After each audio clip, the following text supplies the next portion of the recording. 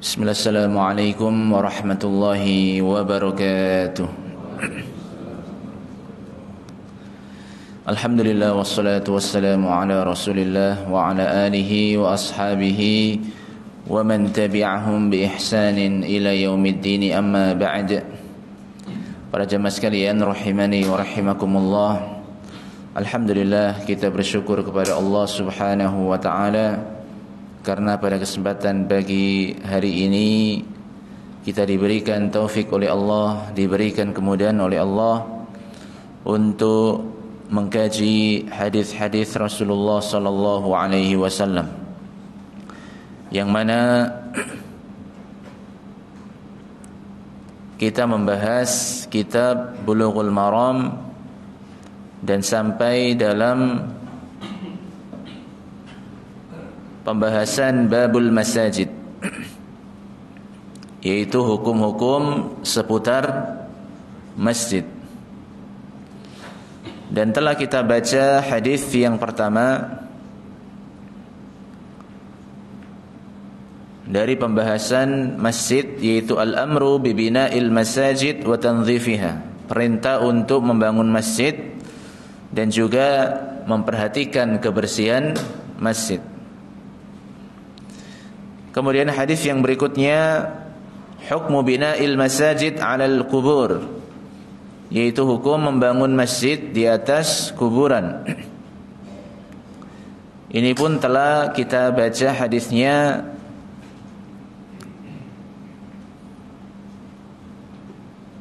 pada pertemuan yang sebelumnya, namun penjelasannya belum selesai. Maka kita baca hadis tersebut. Wa an Abi Hurairah radhiyallahu anhu qala Rasulullah sallallahu alaihi wasallam qatalallahu al-yahuda ittakhadhu qubur anbiya'ihim masajida, muttafaqun alaihi, wa zada Muslimun wa Nasara. Dari sahabat yang mulia Abu Hurairah, semoga Allah meridhai beliau berkata bahwasannya Rasulullah sallallahu alaihi wasallam bersabda, qatalallahu al-yahuda,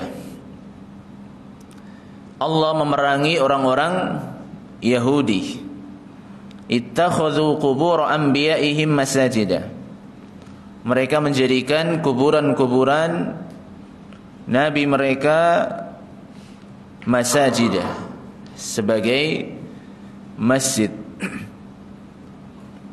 Kemudian Imam Muslim menambahkan wan Nasara, dan orang-orang Nasara.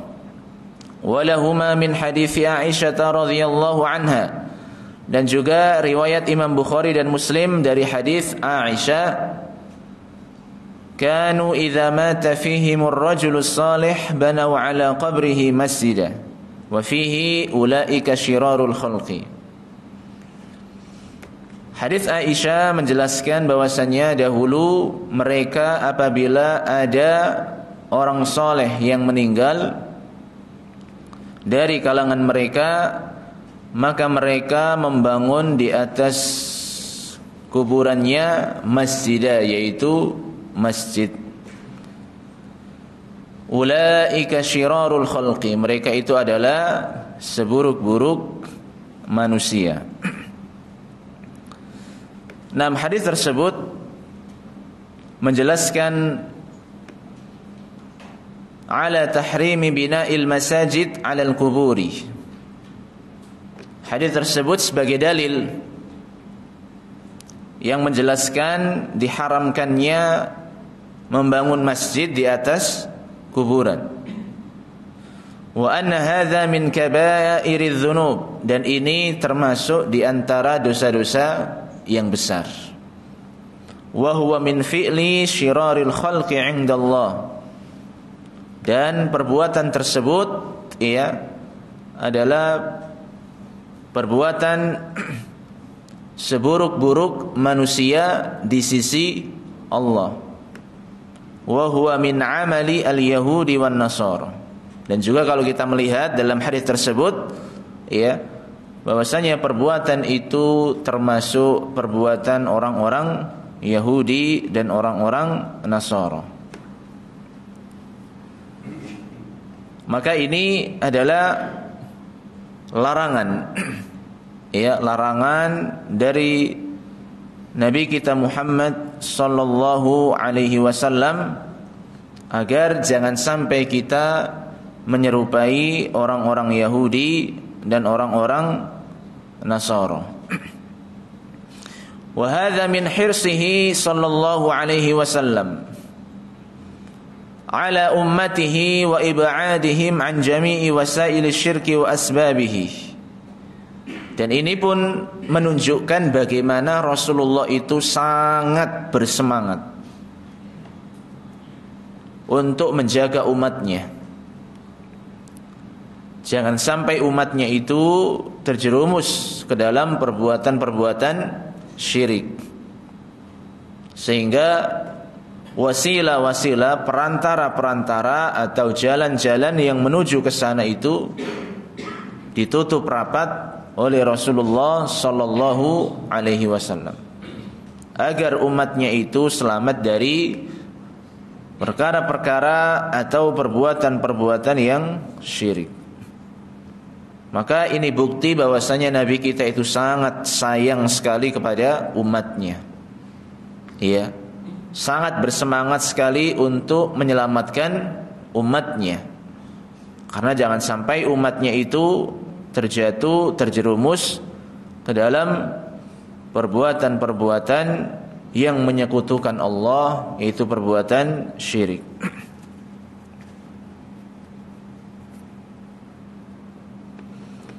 Nah, kemudian hadis yang berikutnya, hadis yang keempat, hukmu dukhulil kafir al-masjid. Hukum masuknya orang kafir ke masjid. Bagaimana hukumnya? Apakah dibolehkan orang kafir itu masuk masjid ataukah tidak? Nah, kita baca hadisnya. Wa an Abi Hurairah radhiyallahu anhu qala, dari sahabat Abu Hurairah semoga Allah meridai beliau, beliau berkata, ba'atha an-nabiy sallallahu alaihi wasallam khaylan faja'at birajulin farabatuhu bisariyatin min sawaril masjid ila akhiril hadis, muttafaqun alaih. Abu Hurairah menceritakan, ya, bahwasanya Rasulullah sallallahu alaihi wasallam mengirim pasukan berkuda. Kemudian mereka datang dengan membawa seorang laki-laki. Lalu mereka mengikat laki-laki tersebut di salah satu tiang dari tiang-tiang masjid. Iya. Hadis riwayat Imam Bukhari dan Imam Muslim.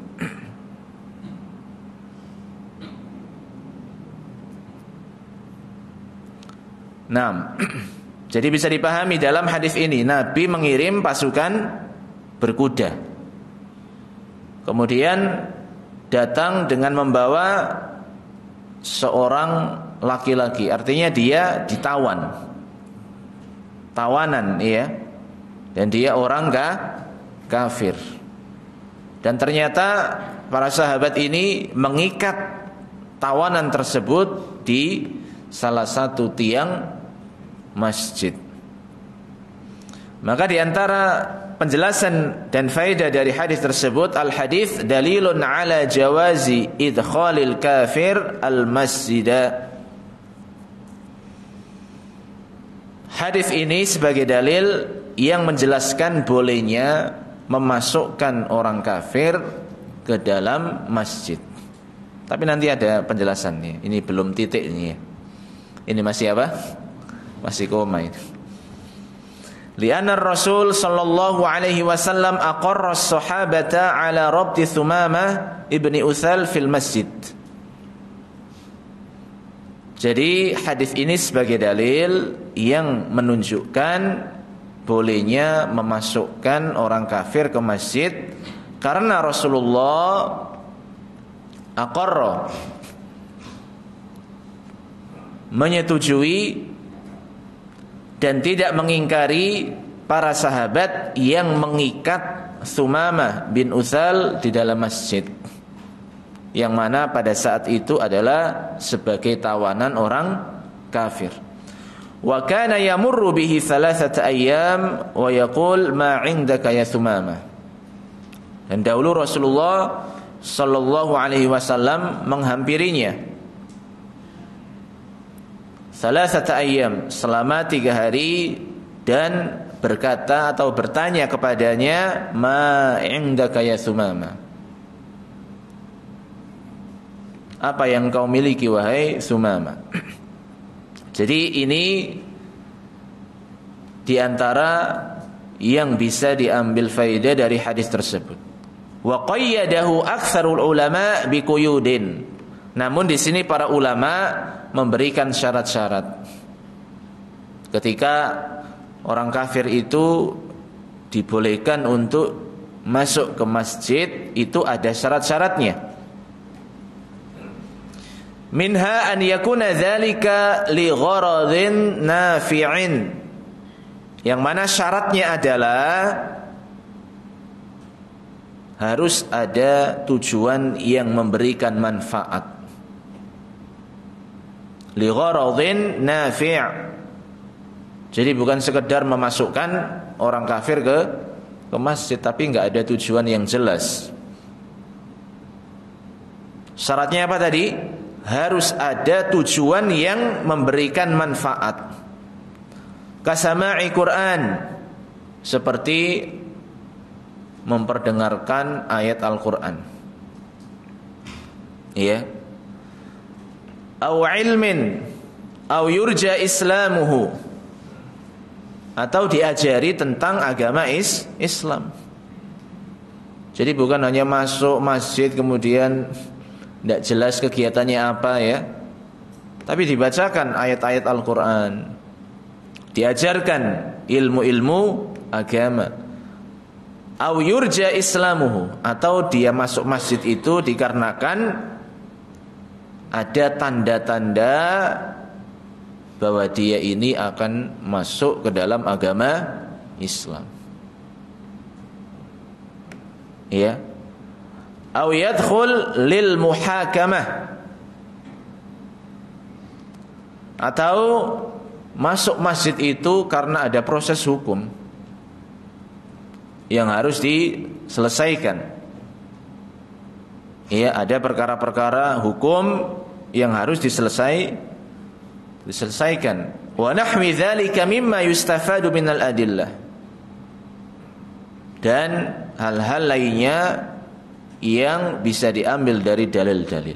Jadi intinya ketika orang kafir itu ternyata ya masuk masjid itu ada syarat-syaratnya.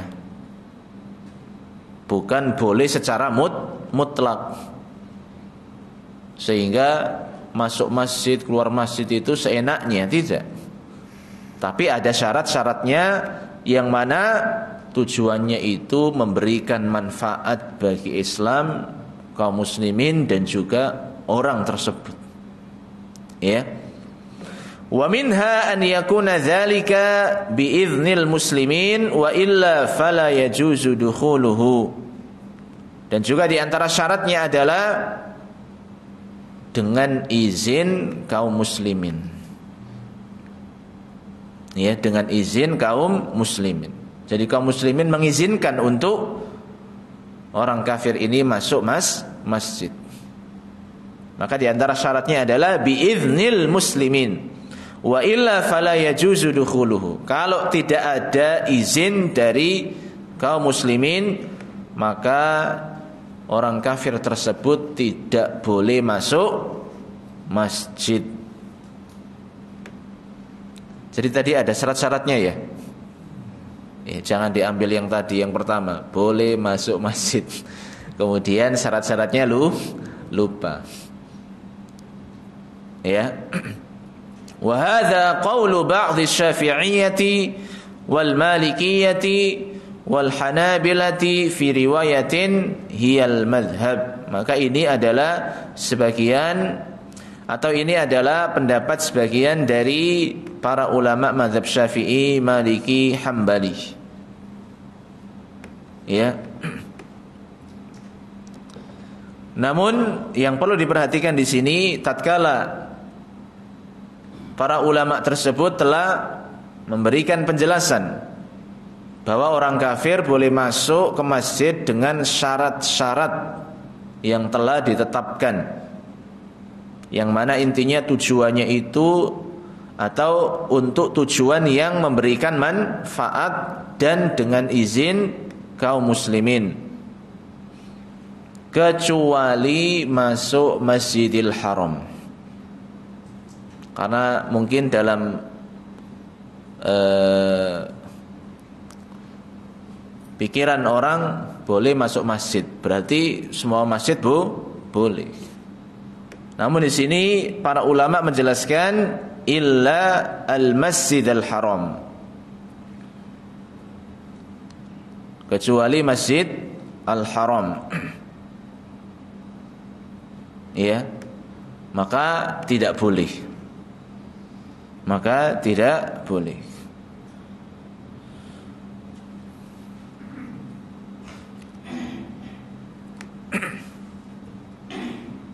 Wa hadza ma nassa alaihi Syafi'i wa bihi qala Ibnu Hazm. Dan ini merupakan pendapat Imam Syafi'i dan Imam Ibnu Hazm. Liqaulihi ta'ala innamal musyrikuuna najasun fala taqrabul masjidal haram.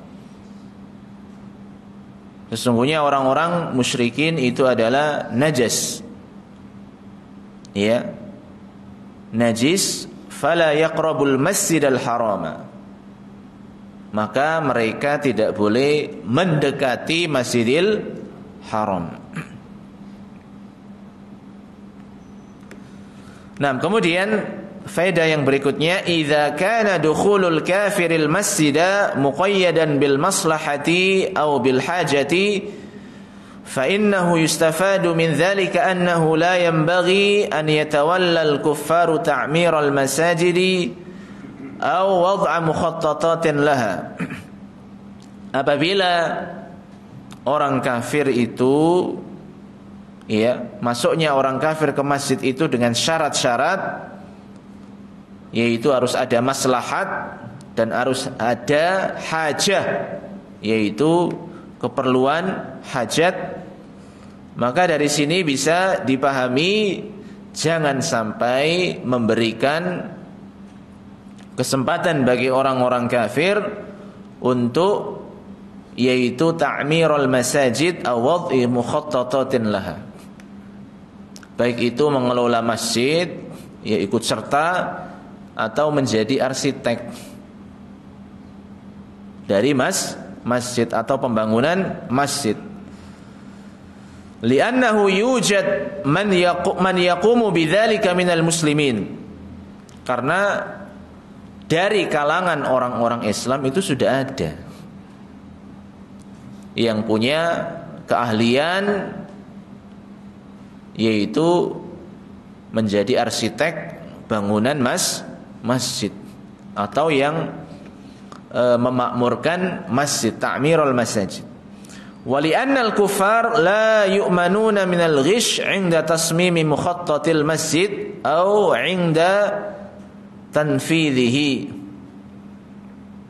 Faqad yusammimuna al-masjida 'ala hay'atin qaribatin min hay'atil kanais. Karena orang-orang kafir itu mereka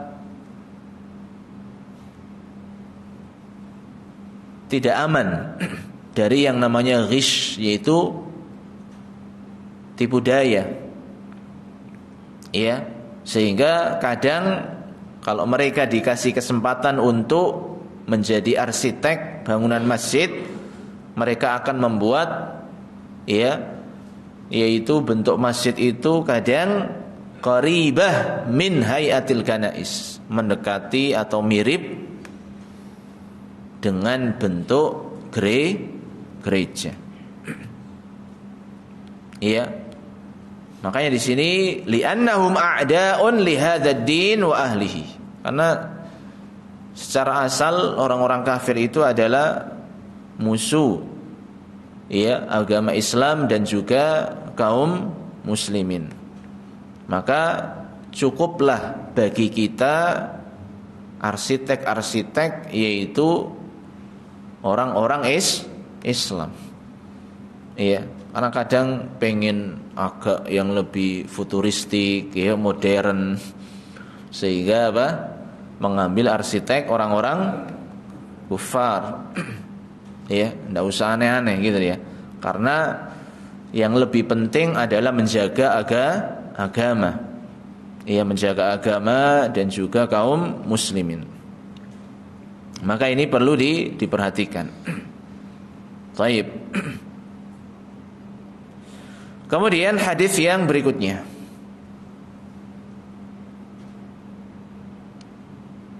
Hadis yang keberapa? Yang kelima di sini ya. Tentang masjid-masjid. Pembahasan berikutnya adalah hukmu insyadi syi'ri fil masjid. Apa hukumnya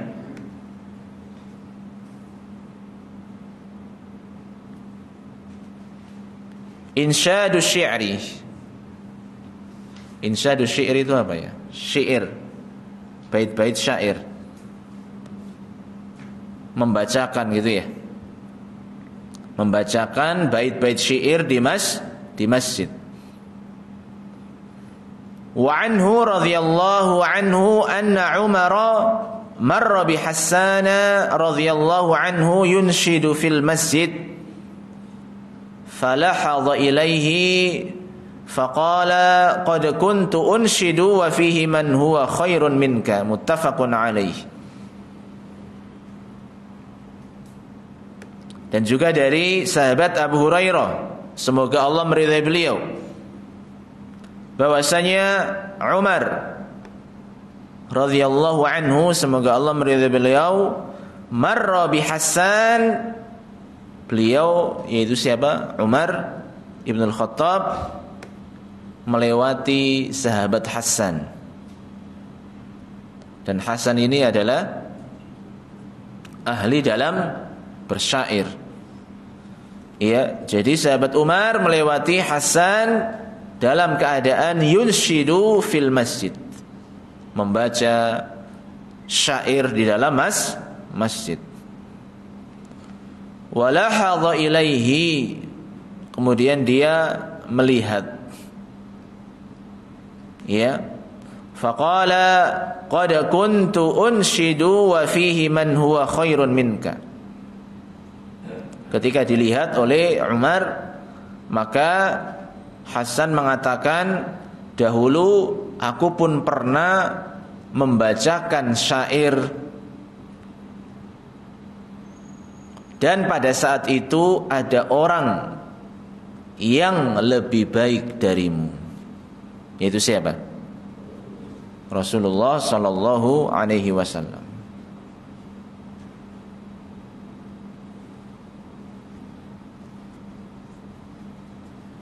Nah, hadis riwayat siapa? Imam Bukhari dan Imam Muslim. Jadi Umar ini melihat dan melewati Hasan yang sedang membacakan, menyenandungkan syair-syair. Lalu dilihat oleh Umar ibn al-Khattab. Lahadha ila, itu apa artinya? Lahadha ila, lahadha ila nadhara ilaihi. Ya, falahadha ilaihi, yaitu nadhara ilaihi. Wal murad huna nadhara ilaihi nadhara atbin wa inkar. Jadi ketika dilihat sama Umar Ibn al-Khattab, ya, Hasan ini menyenandungkan apa? Syair. Itu dilihat, tapi cara melihatnya itu pengingkaran gitu loh. Di masjid kok baca syair itu loh, maksudnya kalau bahasa kita ya. Bukan cuma dilihat aja, tapi melihatnya itu apa? Ingkar. mengingkari. Itu maksudnya dari lahadha ila, yaitu nadhara ila, nadhara ingkar, yaitu dengan melihat yang mengingkari. Di antara faedah yang bisa diambil, al-hadis dalilun ala jawazi insyadi syi'ri fil masjid. Wa dzalika idza kana mubahan wa in kana munasaratan li sunnah wa difa'an anha fa huwa masyru'. Jadi hadis ini, hadis Abu Hurairah, memberikan penjelasan bolehnya membacakan syair-syair di dalam masjid.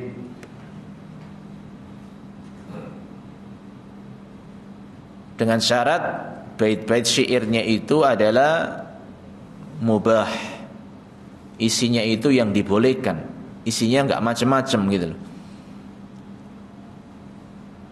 Karena yang namanya bait-bait syair itu kan macam-macam isinya. Bahkan kadang-kala kita enggak paham, ya. Ini maksudnya apa ini bait-bait syair ini ya? Dibacakan tapi tidak paham kalimat-kalimat yang ada dalam bait-bait syair tersebut.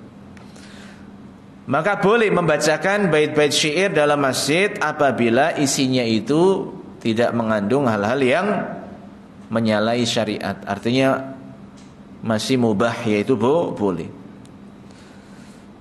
Fa in kana munasaratan li sunnah wa difa'an anha fa huwa masyru'. Dan seandainya bait-bait syair tersebut ternyata isinya adalah membela sunnah Nabi sallallahu alaihi wasallam. Jadi bait-bait syair tersebut isinya apa? Membela sunnah Nabi sallallahu alaihi wasallam.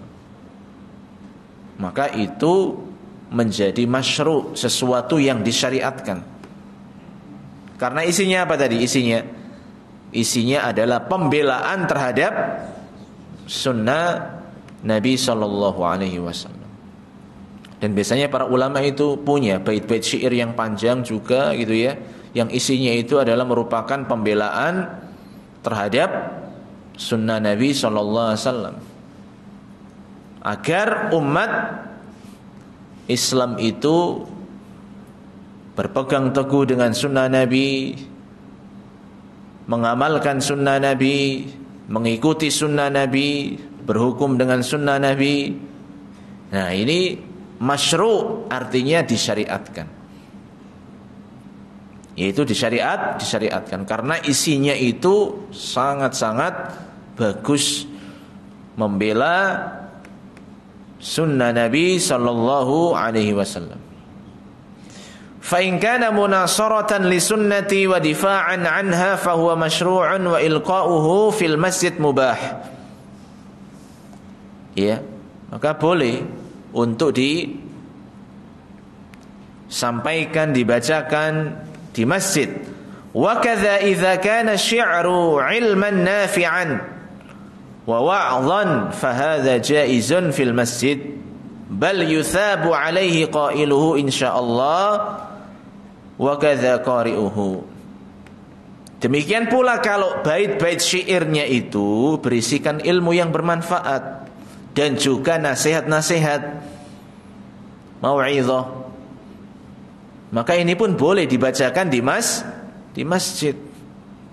Bahkan ya qailuhu insyaallah yuthabu 'alaihi, yang membuat bait-bait syair tersebut maka insyaallah akan mendapatkan pahala.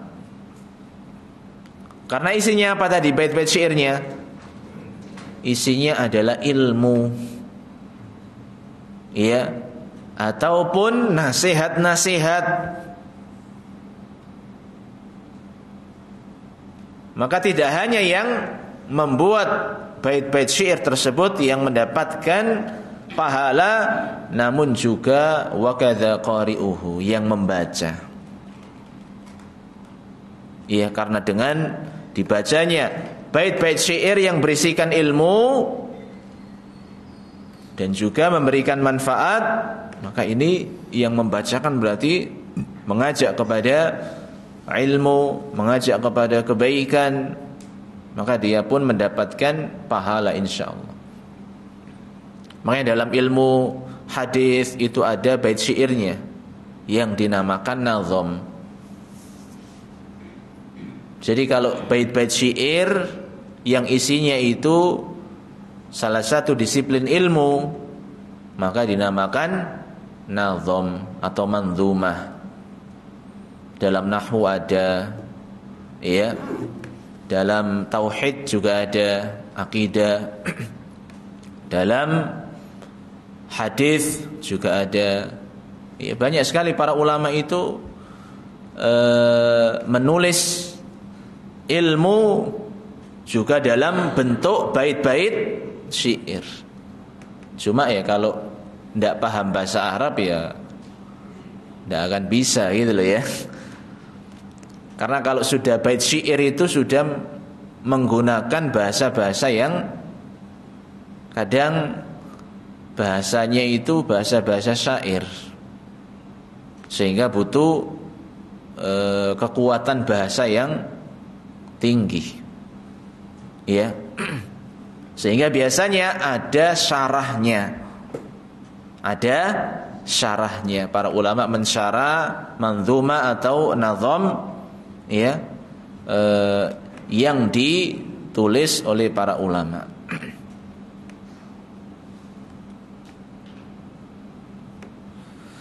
Kemudian bagaimana dengan sebuah hadis yang mana Nabi SAW melarang untuk membacakan bait-bait syair atau menyenandungkan bait-bait syair?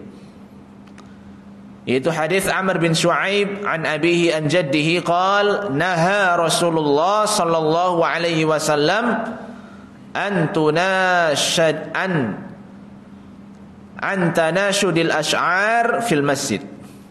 An di sini harfu jar ya, ana kira an adatu nasbin. Naam, naha Rasulullah sallallahu alaihi wasallam an tanashudil ash'ar fil masjid. Bahwasanya Rasulullah sallallahu alaihi wasallam melarang dari saling membacakan syair-syair di masjid. Tanashada yatanashadu, tanashud, yaitu saling membacakan syair, berbalas-balas membacakan syair. Hadis akhrajahu Abu Dawud wa Tirmidzi wa Nasa'i wa Ibnu Majah wa Ahmad wa qala Tirmidzi haditsun hasan. Nah, ini bagaimana ini dengan hadis yaitu Amr bin Shu'aib an abihi an jaddihi, bahwa Nabi melarang apa? Untuk membacakan dan menyenandungkan bait-bait syair di masjid. Wa hadza la yu'aridu haditsal bab. Pada hakikatnya ini tidak kontradiksi dengan hadis yang kita bahas. Yaitu hadisnya apa tadi? Abu Hurairah. Li'annahu mahmulun ala tanashudil ash'ar al-batilah. Kenapa Nabi melarang? Karena yang dilarang itu adalah syair-syair yang batil, syair-syair yang isinya mengandung kebatilan, isinya itu menyelisihi syariat Islam, isinya itu melanggar batasan-batasan syariat Islam. Lah itu yang dilarang oleh Rasulullah. Apalagi sampai dibacakan di dalam masjid.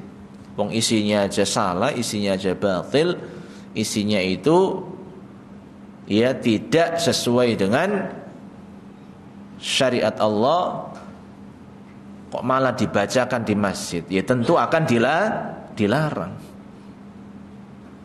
Ya. Ammal asy'arul lati tamdahul islama aw fiha ilmun nafi' fa innaha jaizatun. Adapun syair-syair yang memuji agama Islam, menyanjung agama Islam, atau syair-syair yang berisikan ilmu yang bermanfaat, maka pasti dibolehkan untuk disampaikan, dibacakan, disenandungkan di dalam masjid. Tapi kalau isinya itu batil, ya, menyerang Islam, menjatuhkan Islam, menyerang Rasulullah, menjatuhkan Rasulullah, atau isinya itu perkara-perkara yang haram,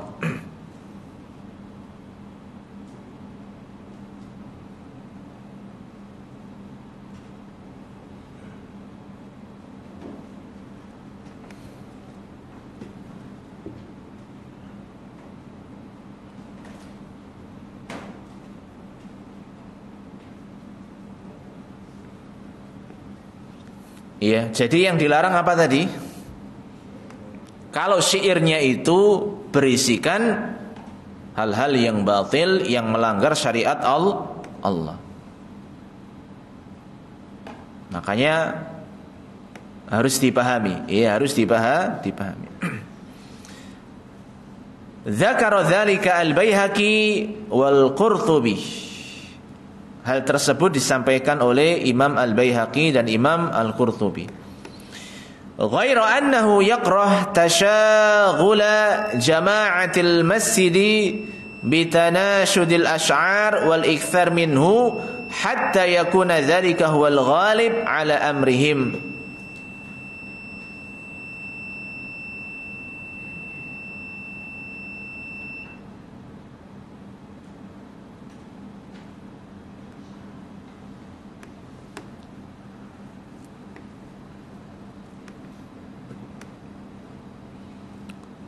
Sudah masuk ini, cepat sekali biasanya. Lama, sekarang kok cepat ini.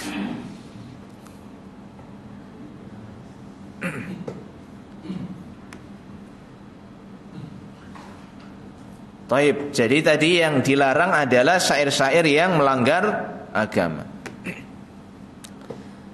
Dan itu disebutkan oleh Imam Al-Baihaqi dan Imam Al-Qurtubi. Akan tetapi, nah di sini ada catatannya. Akan tetapi, ya, yukrah tashaghulu jama'atil masjid bitanashudil ash'ar wal ikthar minhu hatta yakuna dzalika huwal ghalib ala amrihim. Tapi perlu diperhatikan juga, jangan sampai terlalu banyak menyampaikan, membacakan syair-syair di dalam masjid sehingga yang lebih mendominasi di dalam masjid itu adalah apa? Syair-syairnya.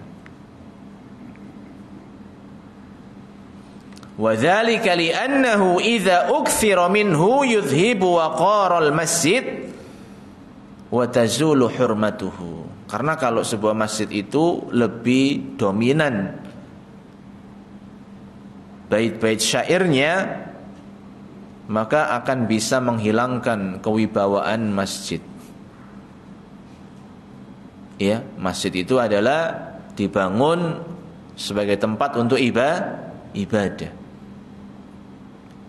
Ya, maka kalau lebih banyak dan lebih dominan syair-syairnya, maka yudhibu waqaral masjid, akan bisa menghilangkan kewibawaan atau marwah dari masjid itu sendiri. Wa tazulu hurmatu, sehingga hilang kehormatan masjid itu sendiri. Ya. Sebagaimana pula dalam hadis ini dapat dipahami ala quwwati Umar fil haqq wa hirsihi 'alal khair haitsu ankara ala Hasan insyada asy-syi'ri fil masjid. Jadi bagaimana sikap dari Umar ibn al-Khattab ketika melihat Hasan yaitu menyenandungkan syair diingkari oleh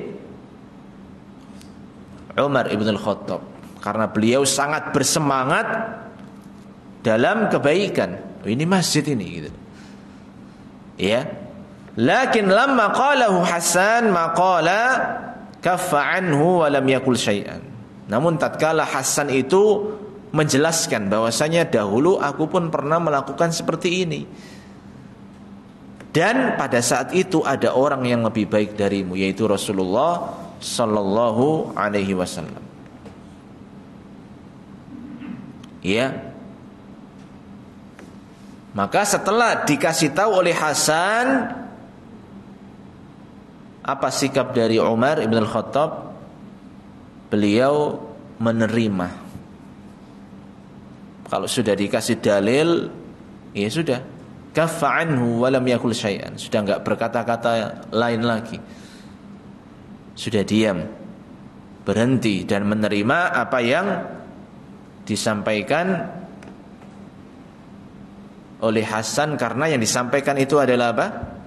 Dalil yang benar. Sehingga apa? Fihi bayan wujub al-wuquf 'inda ad-dalil wa 'adami tajawuzihi. Sehingga inilah yang harus dicontoh oleh setiap muslim. Kalau sudah dikasih dalil yang sahih, maka dia sam'an wa ta'atan, yaitu menerima, tidak ngeyel gitu ya, gitu. Kalau dalilnya yang disampaikan adalah dalil yang sahih. Nah, kemudian yang bisa diambil faedah juga, hadis ini menjelaskan ala syaja'ati Hasan wa quwwatihi fi sad'i bil haq. Ini menunjukkan bagaimana keberanian Hasan dalam menyampaikan kebenaran. Karena yang dihadapi itu bukan orang biasa loh ini. Yang dihadapi adalah siapa? Umar ibn al-Khattab. Iya, tapi tetap Hasan berani menyampaikan kebenaran. Li'annahu sahibu haq. Karena dia memiliki dalil, yang mana pada saat itu pernah terjadi bersama Rasulullah sallallahu alaihi wasallam. Makanya dia tetap berani, ya, tidak gentar, tidak takut, karena memang dia berpegangan dengan dalil. Ya, makanya seorang muslim juga seperti itu. Kalau sudah punya dalilnya, ya, dia tahu dalilnya, ya jangan takut. Tidak usah takut dengan celaan manusia. Ya, kecuali kalau kita salah. Ya, kita melakukan sesuatu yang menyelisih sunnah Nabi atau hukum Islam, kemudian diingatkan tetap aja, ya, tidak mau terima, ini yang salah. Tapi kalau kita sudah berpegangan dengan dalil yang sahih, maka tidak perlu takut, tidak perlu khawatir. Ya, karena yang kita pegang adalah sunnah Nabi sallallahu alaihi wasallam. Taib, kita baca satu hadis lagi. Ya, karena pendek hadis ini. Yaitu bagaimana mengumumkan barang hilang di masjid. Apa hukumnya? Wa anhu qala Rasulullah sallallahu alaihi wasallam, man sami'a rajulan yanshudu dhallatan fil masjid falyaqul la raddaha Allahu 'alaika fa innal masajida lam tubna li hadza, rawahu Muslim. Dan juga dari sahabat Abu Hurairah, beliau berkata bahwasanya Rasulullah sallallahu alaihi wasallam bersabda, barang siapa yang mendengar seseorang mengumumkan barang hilang di masjid, maka katakanlah la raddahallahu alaika, semoga Allah tidak mengembalikan barang hilang kepadamu, karena masjid tidak dibangun untuk tujuan ini.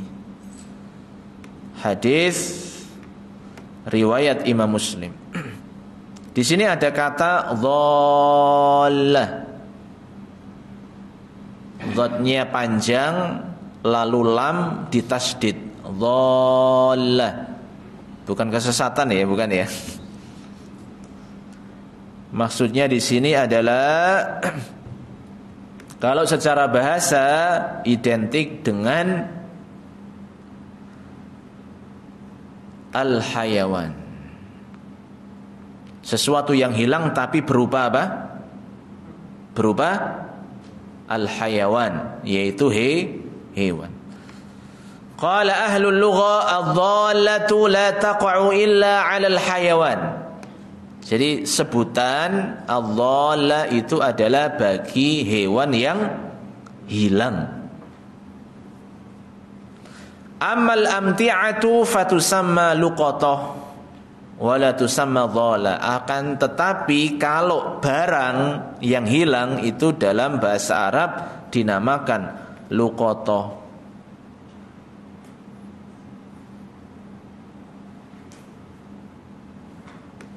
Ya.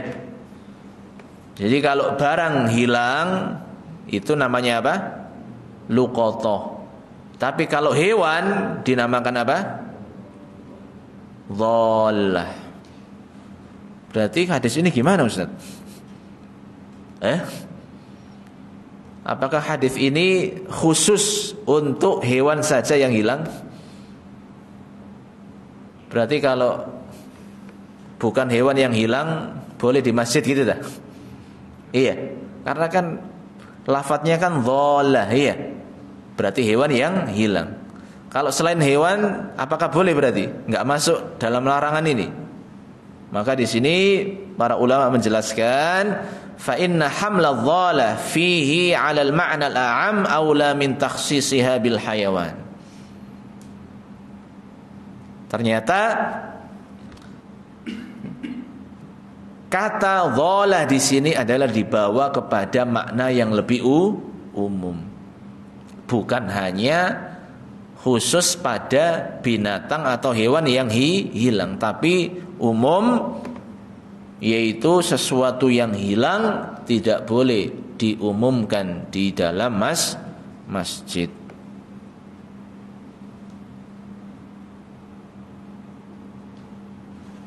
Kemudian tadi apa doanya ketika melihat atau mendengar ada orang yang mengumumkan barang hilang di masjid? Apa doanya? La raddahallahu alaika. Apa artinya? Semoga Allah tidak mengembalikan barang tersebut, barang yang hilang kepadamu. Didoakan dengan sesuatu yang berlawanan dengan maksud dia. Maksud dia itu kan ketika mengumumkan pengen apa? Agar barang yang hilang itu kembali. Ternyata ya, Nabi menyuruh agar mendoakan barangnya tidak balik. Karena apa? Masjid bukan dibangun untuk mengumumkan barang hilang. Al-hadits dalilun 'ala an-nahyi an nashdhi adh-dhala fil masjid wa hadzal hukmu 'am sawa'un akanat hayawanan aw mata'an naqdan aw ghairi dzalik. Jadi ini sifatnya umum. Nanti dibawa ke makna bahasa. Ustaz, itu kan cuma hewan yang hilang, binatang yang hilang. Kalau uang saya hilang berarti kan boleh diumumkan di masjid gitu ya.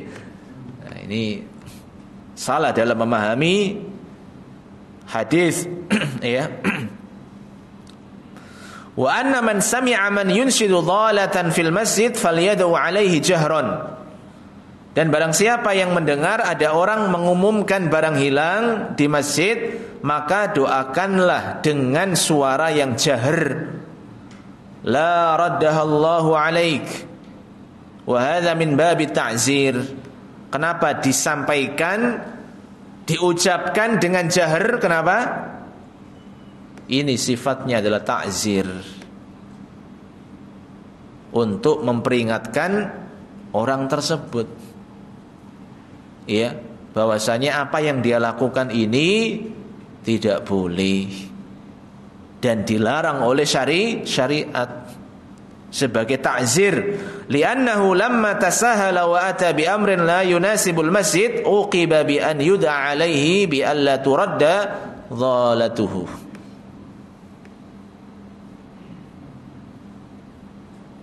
Makanya ini sebagai balasan gitu loh, dan juga peringatan. Masjid kok dipakai untuk mengumumkan barang hilang. Allah, mudah-mudahan Allah tidak mengembalikan barang yang hilang kepadamu.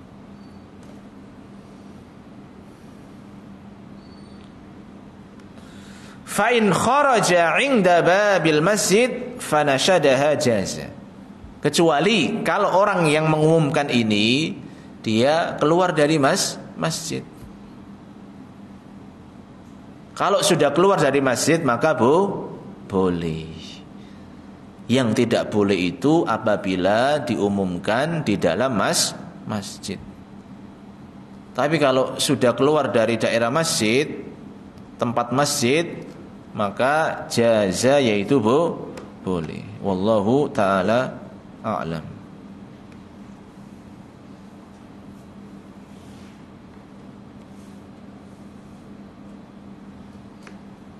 Nah, mungkin ini yang bisa kita kaji dan kita pelajari dalam kesempatan pagi hari ini, ya, dan masih banyak hadis-hadis terkait yaitu masjid, ya.